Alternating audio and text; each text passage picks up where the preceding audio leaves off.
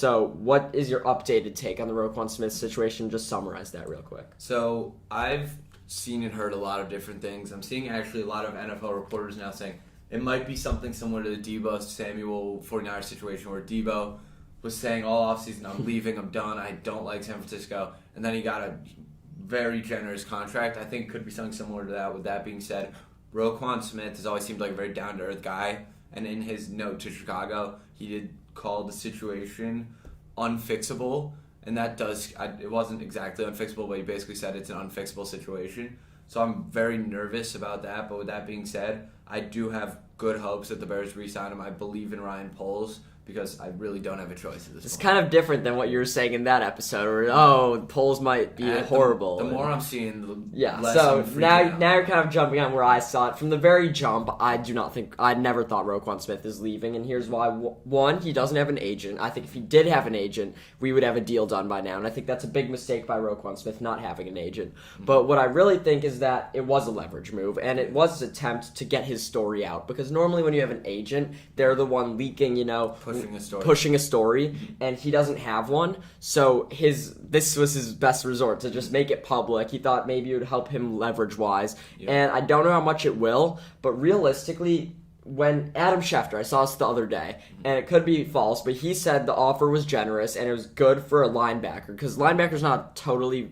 high value position, especially playing that has gone undervalued. Especially playing the will linebacker as Roquan Smith does, and I don't know if any other team would pay him more than the Bears. Mm-hmm. Additionally, the Bears wouldn't trade him for anything less than a first, and I don't know if that offer's out there, especially if a team knows we need to trade a big pick and then pay him big time. So I think when Roquan Smith sees that, he'll stay in Chicago. I think the Bears do want him. I do believe that Poles wants him. And people were hating on Poles' press conference, but and him doing that instead of just releasing a statement, and that just might have made Roquan more angry. But I really think Poles' statement was good. It showed that he does care a lot, and I think he's trying his best to get a deal done. I wouldn't be shocked if this holdout, it's not a holdout yet, but I wouldn't be shocked if it's turned into a holdout. Yeah. But he's going to get fined $40,000. The Bears could fine him $40,000 for not showing up to practice. And I think a deal will get done. He'll end up playing this year for the Bears. Yeah, that's definitely the goal because, like I said in my video, he is truly our best player. He's a guy that we're trying to build our defense around, so it'd be a real loss to not have him for the future. So let's jump into the whole team outside of Roquan Smith. I want to start with the offense. Yeah. Luke Getsy's coming in, new offensive coordinator. He's going to be running things in the offense. And what do you think is going to go down on the offense side of the ball, specifically with Justin Fields? Yeah, so everything I've heard from Justin Fields or about Justin Fields in training camp and just throughout the entire spring and summer has been super promising. And that's honestly not super common on second-year quarterbacks. I've heard things such as he's had the biggest jump they've ever seen from rookie to sophomore year. I've heard that the offense is clicking. I've heard that him and Darnell Mooney are now quite literally best friends and go to the gym every day at 7 a.m. That's huge. Don't leave till 1 a.m. All of these things are super duper promising. With that being said, I don't think he's our problem offensively. I think the issue is the line. We built it up in the offseason. We signed Lucas Patrick. Tevin Jenkins is back. We can get into that, but I don't know if we even want to. Tevin Jenkins is back, like I said. Our offense line, we signed Riley Reif, Michael Schofield. So these are big helpful names to bring in. And how about Braxton Jones out of camp, made starting on the depth chart? We're going to have Braxton Jones starting alongside Cody Whitehair on the right side of the line. And Jenkins and Borum, the two O-line picks from last year, are both on the bench, but yet they're fighting for spots. So I actually think the offensive line competition is good. We're moving in the right direction. And I love the Reif and Schofield signings. And right when they happened, I did, because we have a lot of money left over. Yes, we do. And one-year deals is not going to hurt the cap long-term. And it's most important to keep Fields healthy for this season. So I really love those two signings. Absolutely. And I love that we have young guys. We're going to give them time to develop. They're not going to be forced in a spot where they're bad. If Braxton Jones doesn't look good, we could take him out and put him back in. So we have so many guys on the offensive line. But I really love Luke Getsy's offensive scheme. And it's basically, from what I've heard, is that make a good passing offense by showing that you're a good running offense. Absolutely. And they're going to be running play action a ton. They're going to be running